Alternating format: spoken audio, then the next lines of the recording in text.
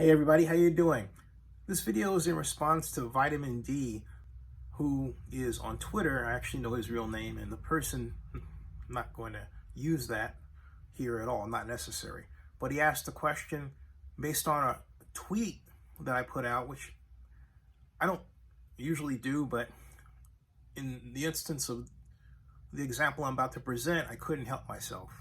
Someone on there, don't remember the account, doesn't matter, said that essentially no casino was going to help pay for the Oakland Athletics Las Vegas arena or stadium, excuse me, or ballpark, should they get to a point where they're ready to structure a financing deal.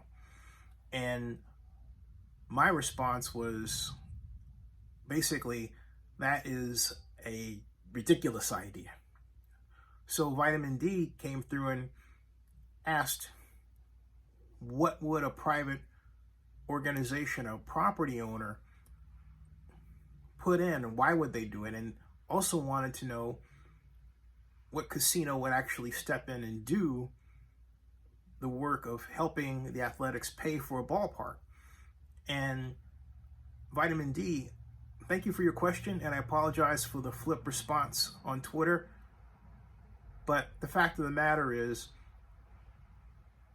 the approach isn't exactly as you might think it is. First of all, there's one thing to understand about this situation and sports stadium deals and facility financing deals in general. There's no one size fits all. Some involved public subsidies, some don't. There are as many different ways to structure these deals as there are people who can think of them. And that's the point. These deals basically are agreements between you and me. So within that framework, they can take on any shape.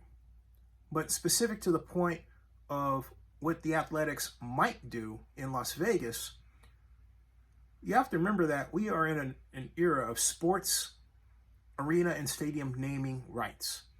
And those naming rights have not always been for a pittance of money by any stretch of the imagination. For example, the most recent one, Caesars Entertainment, when they spent $138 million to put their name on the Superdome, is but one example. Then we have casinos putting their names on hotels and all types of entertainment-related venues around the world. Then consider the specific example of Las Vegas and people like the Fertitta brothers that reportedly are waiting to spend money in a sports-related fashion. This just might be that case. Then, of course, there's Phil Ruffin, another billionaire who's reported to have a great deal of land that would be attractive for the Athletics, and they've been talking, and probably still are, and maybe working on an artist rendition of what a ballpark will look like. But how will it be financed?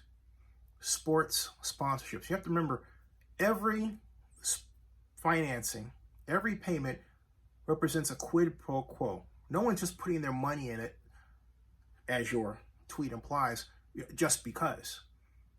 For example, let's take Allegiant Stadium. Not a casino, but Las Vegas headquarters. Their naming rights deal was $400 million.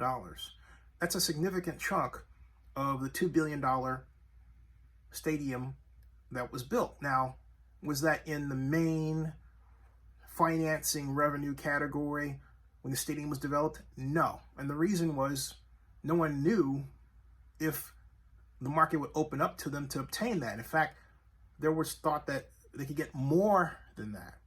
So the way you budget for such an occurrence is you have your possible public financing, the amount of money that you're going to go in. Maybe you're going to borrow from Bank of America, as the Raiders did, $650 million, and add that to the public subsidy, which is it's actually not, it's $747 million, but of that $747 million, really, $647 million is represented by the Clark County bond issue.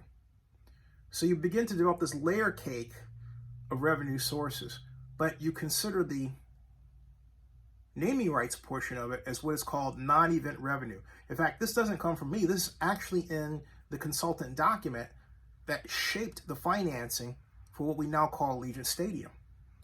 So you say that, and it's logical because it is event-based, the sponsorships, you expect to get 400 to 600 million or more, or take the case of the Warriors, $2 billion. But there's no rule that says that because it's sponsorship, you don't spend it on construction. Okay? Again, anybody who presents that idea has no idea what they're talking about and has never done this sort of thing before, been close to or involved in anything like it. The bottom line is, what matters is that you're able to build this layer cake of revenue sources from different directions and work out an agreement that leads to construction of a facility. In the case of the casinos there, will one of them pay a whole $1 billion for sponsorships? No. The sponsorships will quite likely take the form of some naming rights for the entire stadium, perhaps if they're creative, naming rights for the field itself, like, for example, American Airlines Field at SoFi Stadium in Los Angeles and Inglewood, right?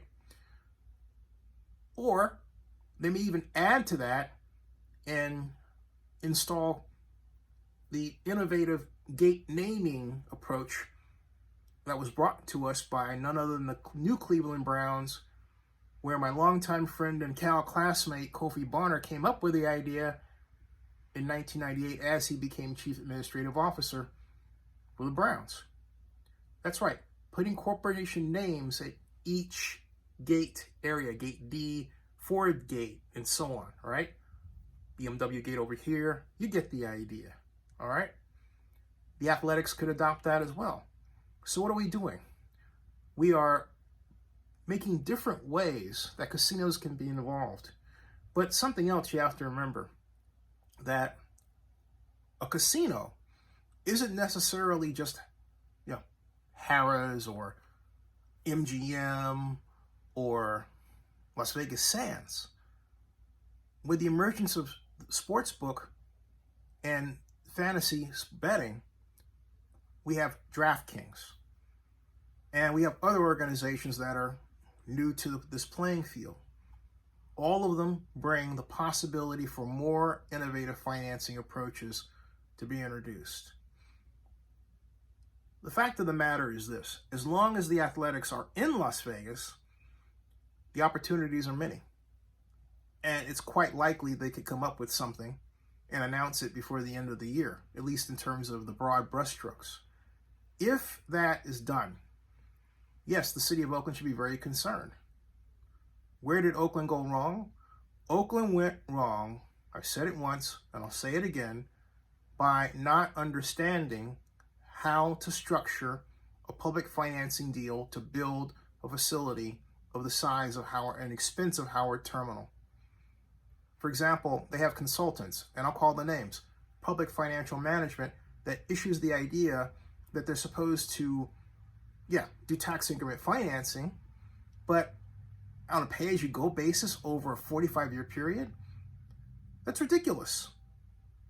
You have that kind of facility, ability to produce a tax increment revenue flow of $2 billion over its 45-year life to better able the construction of the Howard Terminal Ballpark.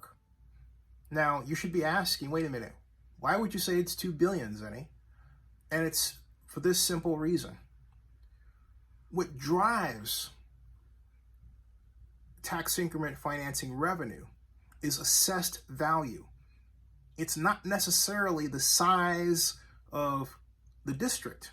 No. It's the value of the property within the district and what is planned to be built in the district. So you can target your tax increment revenue. You can set a goal.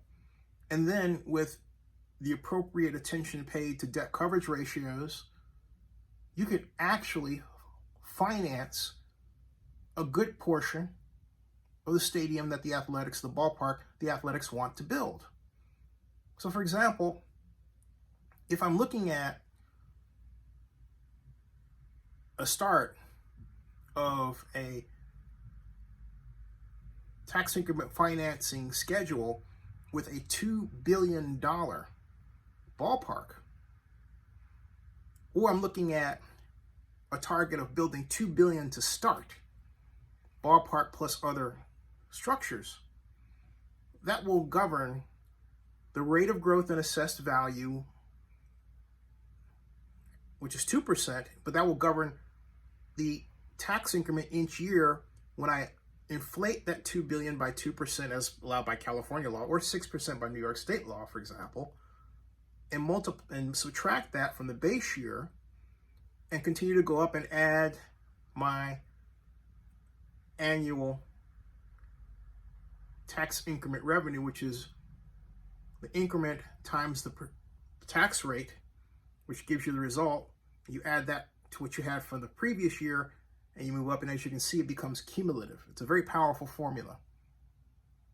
But consider, if we started with a smaller assessed value, instead of $2 billion, let's say it was at $1 billion, then you don't get $2 billion at the end. You don't get that. Or really $1.6 billion if you just use the amount that is over what the tax agencies collect. If you do a deal with all the taxing agencies, and who are they? The County of Alameda, BART, AC Transit, EB Mud, and say we want to use your base year take that you would get annually, then you get roughly $1 billion more at the back end, okay? So, but let's say the county says, we're dragging our feet, we're not sure. You don't need the county. You take the 15% loss in terms of total tax increment revenue, and what do? You add 15% more to the $2 billion base year assessed value. That's how you get around the County of Alameda being recalcitrant. These are things the city of Oakland should know, but doesn't know and doesn't do, and is being guided by consultants that are playing the I don't want to get sued playbook, which, and I'm telling you from experience, you cannot use to build a large-scale facility in Oakland or anywhere in the United States. It just isn't done. So, unless the city gets religion and discovers to basically take the red pill and structure this deal in a way that Howard Terminal can actually be built and financed in its entirety, rather than just the A's part with the private financing, it's not going to happen. And it's more likely that it will happen, and it should happen in Las Vegas. I will say this right now. The Athletics are better off in Las Vegas. I know no one likes to hear that. I don't like saying it, but it's a reflection of how much the city of Oakland has regressed in its ability to do large-scale projects. If you follow my channel regularly, you've heard me say this with respect to every sports situation that has come up. Warriors, Raiders, and now the Athletics. Oakland must prove it has the will and the initiative to complete big projects. Has it done that yet? Has the city of Oakland, has my city that I love so much done that? The cold, brutal answer is no. So, I hope that answers your question. It's a little complicated, but I look forward to what else you have to ask. Subscribe to Zenny62 and bookmark oaklandnewsnow.com.